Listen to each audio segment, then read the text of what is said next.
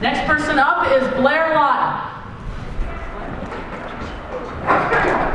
Awesome. Happy holidays, everybody. Thanks so much for having me here today. For those that haven't met me before, my name is Blair, and I'm running for chair. We're going to have a lot of fun here, I think, for the next 15 minutes. I know I got a chance to see a lot of you out at the political party last night. That was a really fun event. So those that were there last night, I might have been thinking, this event was great, but only if we could hear Blair talk for 15 more minutes. You guys are really going to be in a treat for today. I want to start off by telling you a little bit about myself. I think it's really important when we're at Democratic events to get in the habit of sharing personal stories. So I actually grew up in the very far northwest part of the state, all the way up in Lyon County. Grew up about 5 minutes from Minnesota and 10 from South Dakota. Right now, split time. I have a residence in Dallas County, but do also spend some time in Johnson County as well. Generally, like when I describe myself, I like to describe myself as a husband, a father, and an organizer. I've got a great wife, Becky. She's an accountant in Cedar Rapids. We actually met on President Obama's campaign in 2012. And you don't always find that campaigns and dating go well together. You're working 100 hours a week. I don't really have time for that, but I was very fortunate. Once in a while, you do have those campaign love stories. And my wife didn't actually work on the campaign. I was a regional field director for President Obama's campaign, but my wife lived in Jones County, which is part of my RFD turf. I had some really good volunteers in Jones County. Every other week we would get together for a phone bank in Anamosa. And one night we had a really great phone bank. We went out to one of the local bars to celebrate. Actually met my wife there. We really hit it off. You could really tell that she was very smitten with me. And by the end of the night, she kept telling me, Blair, I had such a great time. I can't wait to see you again. But don't you dare ever try to get me to volunteer for you. I know you might be secretly trying to pull me in that way. But long story short, by the end of the campaign, she was our number one data captain. She was running canvases for us. We've never looked back. Been together ever since. We have a great, beautiful 16-month-year-old daughter, Grace, who's really the love of our lives. She's at that great age now where she's walking, she's talking a little bit, she's got a great personality. She looks exactly like my wife. We do have the same head shape, though, me and my daughter. And recently, my daughter did finally get hair, so for a while, at least I had my little twin, and her sister-in-law even bought her some skinny jeans, so we really matched whenever we went out. And the last big thing, I'm here as an organizer as well. I was very lucky to kind of cut my teeth organizing for President Obama's campaign. Since then, I've had the pleasure of organizing in Minnesota, North Dakota, and Alaska. Since I've been back in Iowa, I've organized with MoveOn.org, the Bernie Sanders campaign, and most recently with the Democratic Party. And that's the big reason I'm here today. I think we need to make sure that our next state chair is somebody that has a strong organizing background. We need somebody that has that organizer mentality. My number one priority is making 2017 the year of party building. And I think that's a big thing we have to do. We have to build up our party structure if we're going to be successful in 2018. And I think there's a few ways that we can do that. I think number one, we need to get back to realizing that our county parties are the bedrock of a strong state party. We need to be decentralizing things a little bit out of Des Moines. We need to be spending time out in the field, meeting with our county chairs and our county parties, listening to them, getting their input, figuring out what their goals are and how we can best be a resources for them. And number two, we need to have a renewed focus in our rural areas of the state. People in rural Iowa agree with us. We just need to make sure that they're hearing our message. And I think going hand in hand with that, when we're talking to voters in rural area, we need to be tweaking that message a little bit. Overwhelmingly, folks that live in the rural parts of Iowa and the folks that live in the cities of Iowa, they have the same issues. They care about the same things. But rural Iowans are also concerned about their schools consolidating.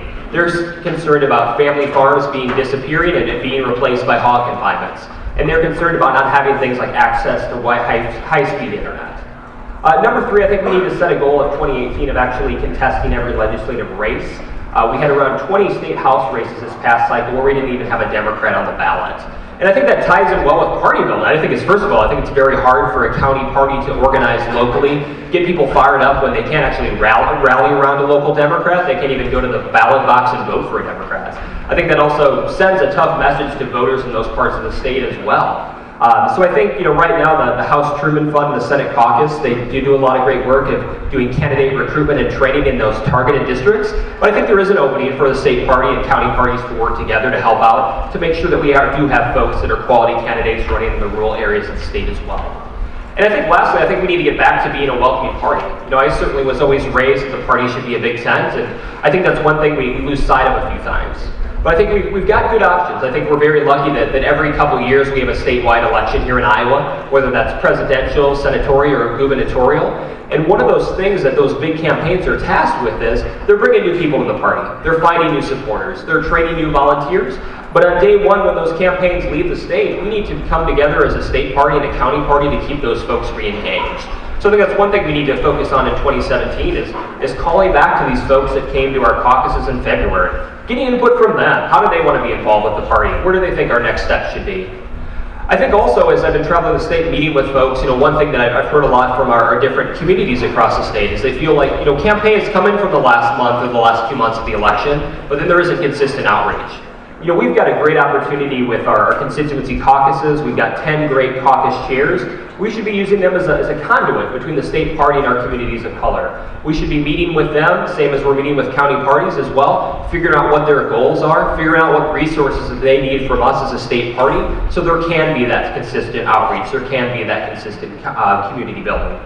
A couple things I did want to mention. I did put one of my white paper sheets on the table over there. I really encourage everybody to check that out on your way out. I do have my contact information as well, because I know there will be some questions after that, but if I don't get a chance to it, I'd love to get a call from you to be able to answer that question as well. A few things I did want to kind of focus on from that. I talk a lot about it in training opportunities in there. One thing I think that we could really help with county parties is really sharing best practices.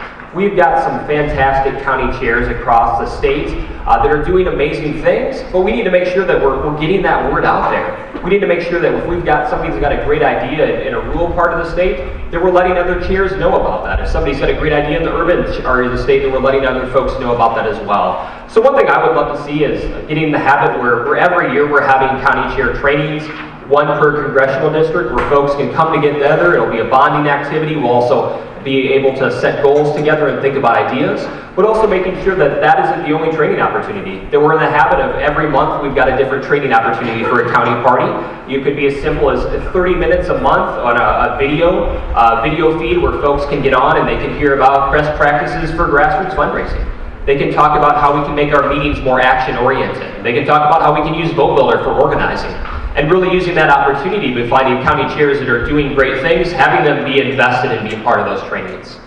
Similarly, with candidate recruitment in rural areas, I think one thing we need to be focused to, if somebody's going to go out of their way and put their name on the ballot as a Democrat, we should be there as a party. This is a party, we should be there as a resource for them. We should be there as a guidance for them. So I think there are opportunities as well for these non-targeted areas where we can have candidate boot camps.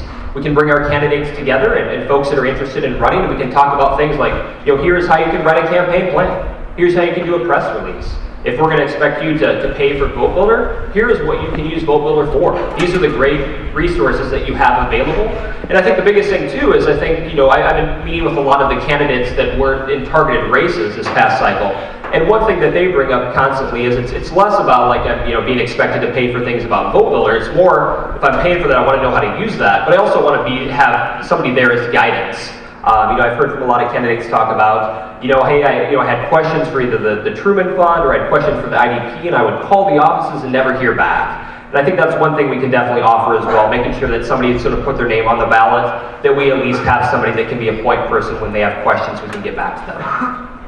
The last thing I wanted to kind of touch on before I get into questions, one thing, I've been trying to meet with as many SEC members across the state as possible. There's definitely a few things that are coming up a lot in meetings. One thing I would say I'm definitely getting a lot from first-time members of the SEC saying, hey, I ran aggressively to get on this. I would like to be doing stuff. I feel like I come to a meeting every 3 months, but aren't really asked of doing anything. So I wanted to put some ideas together of things that SEC members could be doing on their own time. I'm just going to throw out a few thoughts. I think the most important thing is that folks know what they want to do and they put their feet to the fire and then they get out and do things. But a few things I think we could be using SEC members to go to various county party meetings in their areas. That's a great opportunity to talk and share some of the information that they're getting from meetings, but also go there and share best practices as well. I talked a little bit earlier about how we need to decentralize things out of Des Moines a little bit. We could be using our SCC members as regional contacts. We could be asking our SCC members to be kind of a regional person for 3 to 4 counties, so there if a chair has a question, they don't have to go all the way to Des Moines. They can call somebody in their area. And that was one thing I know Laura Hupka brought up when I met with her, and we've heard a few other folks bring that up as well. I think also we've got a lot of great experience in this room as well. We should be using our SCC members to help with trainings. If we want to do trainings and get serious about doing trainings for district committees, county parties, candidates, we've got a wealth of knowledge in this room as well. So once again, my big goal is making 2017 the year of party building. I'm hoping that I get a chance to meet with as many as possible, and we figure out how we can work together as much as possible to make 2017 a big year. With that being said, we'd love to open it up to hear what questions we do have out there. Hey Blair, just before we start, could you pick up the phone and speak into it for those on the conference line? Absolutely. Okay, great. Blair, what new ideas have you gleaned from your opponents that you think are worthy of adoption if you are elected as the chair? No, that's a really good idea. Good question, Carl. One I'll go back to, so I've been traveling the state a lot. I was at, saw everybody last night, saw everybody at the CD3 meeting as well. There's a phone in. Oh, need to hold it. Perfect. I hope everybody can hear me now. Cool. So what do you guys think? Should I redo my last 10 minutes and everybody on the phone? So the question was, what are some good ideas that I've heard some of the other candidates talk about? One I'll mention last night. So we were all on the stage together at the political party event, and I heard Derek Eden talking a little bit about building kind of a network of young professionals and building kind of that network to bring new people to the party and also get younger people to run for office. But he also talked about, we can use people that have run in the past as kind of mentors for new candidates. And I think that's a good idea as well. I think we need to, rely on some of these folks that have run for office before, use their good ideas, and that's another way we can share some of these best practices. Rick Smith. Blair, I have a question about messaging. In 2010, we said we lost because we didn't have a message. In 2014, we said we lost because we didn't have a message. 2016, we had a message, but it seemed to have gotten lost. Where clearly Trump had a message, and here in the state of Iowa, we didn't have a message. You or whoever the next chair will be the voice for the Democratic Party, because we really have no one else. What will be your message going forward for 2017? Thanks, Rick. Folks on the phone, the question is, what would the message be going forward? And that's something I totally agree with. I think when I view it, I feel like Republicans are generally good at making these one taglines. It's very simple. And Democrats, it's more like, hey, I'm a candidate. Here's my 10-point plan that I would like you to listen to. So, they definitely have done well from that retrospect. I think one important thing of the chair is traveling the state and meeting with folks and meeting with our Democratic members and getting their thoughts. What are their imparts? What should we be running on? And I think one thing I think we can focus more on, I think back to President Obama's campaign in 2012, it really resonated talking a lot about economic opportunity. I think that's something that we can really talk with working class people across the state who are, don't necessarily think the party's there for them anymore. So that's one thing I would be open to is hearing more about economic opportunity, but also as well, like traveling the state and hearing from all of you as well, what should that message be? What is going to resonate in your community? Hi, I'm asking two questions. One question I will put together from two different people. And it's basically, what does grassroots organizing means to you? How would you accomplish this? And also, how you will reach, especially in the minority community, new voices that are not heard right now. Thanks, Marcos. So that question was, if folks on the phone can't hear, the first one is, what does organizing mean to me? That's the big reason I'm here again, folks. Like, I consider myself an organizer. I think that's what the party needs going forward. When I think of organizing, I think of going out in the field and having real conversations with voters and community members, getting the input from there. What issues stand out to them? How do they want to be involved? And it's also about building relationships. I think we need to be spending time out in those communities, meeting with folks, showing that we are the party that cares, and coming up with concrete ideas about how we can make people's lives better. And when I think about reaching out to the different community of colors, I think it's with anything else, I think we need to have folks from those communities helping us out. And that's why I talked earlier about, one thing I would do as chair is sit down with each of the constituency caucus chairs and really get their thoughts. What are their goals going forward for the next few years? What kind of resources do they need for us as a state party to be accomplished? And then working with them as well. I want to make sure that there is consistent outreach to those counties, to those constituency groups all the time. And that's what goes with any group as well. We can't just be a party that organizes during the election year. We need to be serious about building the party. We need to be serious about visiting with community members all the time. Now we're going to take a question from Jean Hardy on the conference line. Thank you, Jason, for being so gracious. Jean, you're unmuted.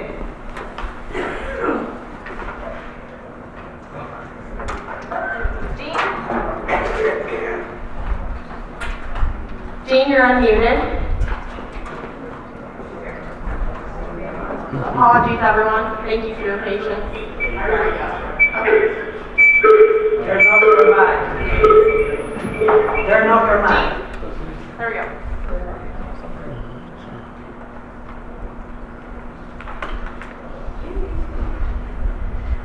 Jean.